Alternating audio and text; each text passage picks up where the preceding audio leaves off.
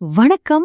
இன்னைக்கு நாம ரொம்பவே ஆழமான, அதே சமயம் அற்புதமான ஒரு விஷயத்த அலச போறோம். அதுதான் 45ஆம் சங்கீதம். மேலோட்டமா படிக்கும்போது இது ஒரு சாதாரண காதல் பாட்டு மாதிரி தான் தெரியும். ஆனா கொஞ்சம் உற்று கவனிச்சிங்கன்னா இதுக்குள்ள ஒளிஞ்சிருக்கிற ஆழமான தீர்க்க தரிசனங்கள் உங்கள நிச்சயமா ஆச்சரியப்பட வைக்கும். ஒரு சாதாரண திருமண பாடல் எப்படி பல நூற்றாண்டுகளுக்கு அப்புறம் நடக்க போற ஒரு மாபெரும் ராஜ்யத்தின் கதைய சொல்லுதுன்னு தெரிஞ்சுக்க ஆர்வமா இருக்கீங்களா? வாங்க உள்ள போகலாம். சரி, இன்னைக்கு நாம குறிப்பா 4 விஷயங்கள சுருத்தமா பார்க்க போறோம். முதலாவது ஒரு அரச திருமணம், இரண்டாவது மெஸ்ஸியா ராஜா, மூணாவது சபை என்னும் மணவாட்டி, அப்புறம் நாலாவது நித்திய ராஜ்யம். வாங்க அடுத்தடுத்து என்ன இருக்குன்னு பாப்போம். பகுதி 1, ஒரு அரச திருமணம். எந்த ஒரு பழைய எழுத்தா இருந்தாலும் அதோட வரலாற்று பின்னணிய புரிஞ்சுக்கிறது ரொம்ப முக்கியம். ஆரம்பத்துல பாத்தீங்கன்னா அரசன் சோலமோன் மாதிரி ஒரு ராஜாவுக்காக பாடப்பட்ட ஒரு கல்யாண பாட்டு, அதாவது ஒரு நேச பாட்டாகவே இது இருந்துச்சு. முதல் வசனம் எப்படி ஆரம்பிக்குதுன்னு பாருங்களேன். என் இருதயம் நல்ல விசேஷத்தினால் பொங்குகிறது, நான் ராஜாவை குறித்து பாடின கவியே சொல்லுகிறேன், என் நாவு விரைவாய் எழுதுகிறவனுடைய எழுத்தாணி.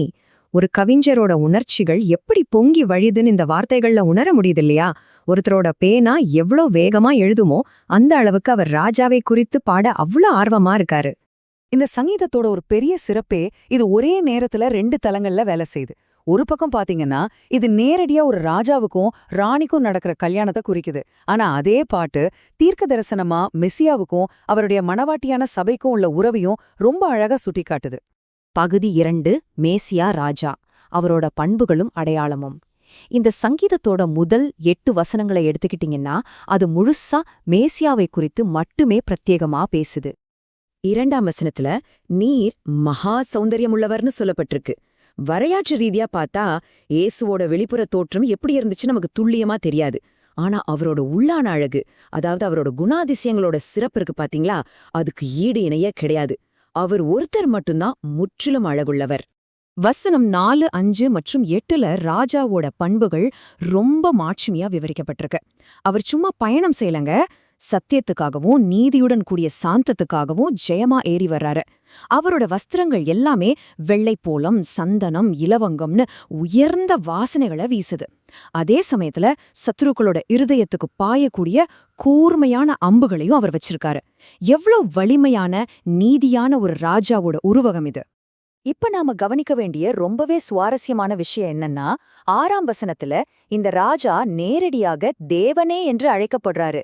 தேவனே உமது சிங்காசனம் என்றென்றைக்கும் உள்ளதுன்னு பாடலாசிரியர் பாடுறாரு. ஒரு சாதாரண மனுஷனான ராஜாவை பார்த்து பாடுற பாட்டுல சற்றும் எதிர்பாராத விதமா ராஜாவை தேவனன்னு கூப்பிடுறது இதோட ஆழமான தீர்க்க தரிசனத்தை நமக்கு ரொம்ப தெளிவா காட்டுது. இது வெறும் கவிதைக்காக எழுதப்பட்ட வார்த்தைகள் கிடையாது. இயேசு கிறிஸ்து தேவன் என்பதற்கு இந்த 6 மற்றும் 7ஆம் வசனங்கள் மிக தெளிவான சான்றுகளா இருக்கு. புதிய ஏற்பாட்டுல எபிரேயர் முதல் அதிகாரத்துல இந்த வசனங்களை அப்படியே பயன்படுத்திருக்காங்க. மேசியாவோட தெய்வீக தன்மைக்கு இதைவிட ஒரு உறுதியான இறையியல் சான்று வேற என்ன வேணும்?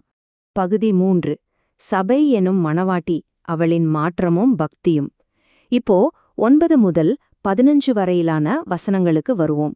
இது இராஜஸ்திரிய, அதாவது தீர்க்க தரிசன அடிப்படையில சபையை குறித்து பேசுது. 10ஆம் வசனத்துல மணவாட்டிக்கு ஒரு ஆழமான கட்டளை கொடுக்கப்படுது. குமாரத்தியே, நீ உன் செவியை சாய்த்து சிந்தித்துக்கொள், உன் ஜனத்தையும் உன் தகப்பன் வீட்டையும் மறந்துவிடு. ஒரு புது வாழ்க்கைக்குள்ள நுழையும்போது கடந்த காலத்தை விட்டு விடுவது எவ்வளவு முக்கியம்னு இது வலியுறுத்துது.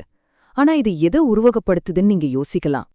அந்த தகப்பன் வீட்டையும் மறந்துவிடு அப்படிங்கிறது ஒரு விசுவாசியோட வாழ்க்கையில எதை குறிக்குதுன்னா, பழைய பாவங்களை மறக்கிறது, உலகப் பிரகாரமான பெருமைகளை விட்டுவிடுறது, சுய நீதியை தூக்கி எறிகிறது, முக்கியமா நம்ம சுயத்தின் மேல வைக்கிற நம்பிக்கைய முற்றிலும் விட்டுவிடுறது. இதுதான் உண்மையான ஆன்மீக மாற்றத்தோட தொடக்கம். இப்படி பழையது ஏன் மறக்க சொல்றாங்க தெரியுமா? நம்ம கடந்த கால வாழ்க்கைய குறித்தே அதிகமா யோசிச்சுக்கிட்டு இருந்தோம்னா மறுபடியும் அதுக்கே திரும்பி போறதுக்கான ஈர்ப்பு ஒரு காந்த விசை மாதிரி ரொம்ப அதிகமா இருக்கும். கடந்த காலத்திலேயே உழன்று கொண்டிருப்பது பழைய பழக்க வழக்கங்களுக்குள்ள நம்மள மீண்டும் இழுத்துட்டு போயிடும். அது ரொம்ப ஆபத்தான வலை. இங்க நம்ம குறிப்பா கவனிக்க வேண்டிய விஷயம் என்னன்னா, இந்த பழைய ஏற்பாட்டு கட்டளை புதிய ஏற்பாட்டோட மையக்கருத்தோட எவ்வளவு அழகா ஒத்துப்போகுது பாருங்க. பிலிப்பியர் 3ஆம் அதிகாரத்துல அப்போஸ்தலன் பவுல் சொல்ற மாதிரி பின்னானவைகளை மறந்து முன்னானவற்றை நாடி இலக்கை நோக்கி தொடர்வோமாக. கடந்த காலத்தை முழுசா மறந்துட்டு தைரியமா முன்னேறி போறதுதான் சபைக்கும், அதாவது மணவாட்டிக்கும் கொடுக்கப்படுற அழைப்பு. இப்படிப்பட்ட மாற்றத்தை அடைந்த மணவாட்டியோட நிலைமை எப்படி இருக்கும்? 13ஆம் வசனம் சொல்லுது, ராஜகுமாரத்தி உள்ளாக பூரண மகிமையுள்ளவள், அவள் உடை பொற்சரிகையாயிருக்கிறது. அவள் அழகிய ஆடைகளை அணிந்து கொண்டு தன் தோழிகளோடு ரொம்ப மகிழ்ச்சியாவும் களிப்போடும் ராஜ அரண்மனைக்குள் பிரவேசிப்பாள். ஒரு விசுவாசியோட உள் மற்றும் வெளி அழகை, அதாவது அந்த ஆன்மீக மகிமையை இது எவ்வளவு தத்ரூபமா படம் பிடிச்சு காட்டுது பாருங்கள். இறுதியாக பகுதி 4 நித்ய ராஜ்யம் 16 மற்றும் 17ஆம் வசனங்கள் இந்த திருமணத்தின் மூலமா உருவாகப் போகிற இறையியல் காலக்கோடு பற்றியும் எதிர்காலத்தை பற்றியும் பேசுது. இந்த நித்திய அமைப்பு எப்படி உருவாகுதுன்னு காலக்கோட்டுல பாப்போம். முதலாவது, கிறிஸ்துவோட அரசாட்சி 1000 வருஷங்கள் நடக்கும். அந்த 1000 வருஷங்கள் முடிவடையும் பொழுது சில தீர்க்க தரிசன நிகழ்ச்சிகள் நடக்கும். அதுக்கப்புறமா என்னாகும்? கிறிஸ்து சதாகாலமும், அதாவது நித்தியமாவே அரசாட்சி செய்வார். இதுதான் அந்த ராஜ்யத்தோட மாபெரும் எதிர்கால திட்டம். சங்கீதத்தோட நிறைவு பகுதியான 17ஆம் வசனம் நமக்கு ஒரு பெரிய வாக்குத்தத்தத்தை கொடுக்குது.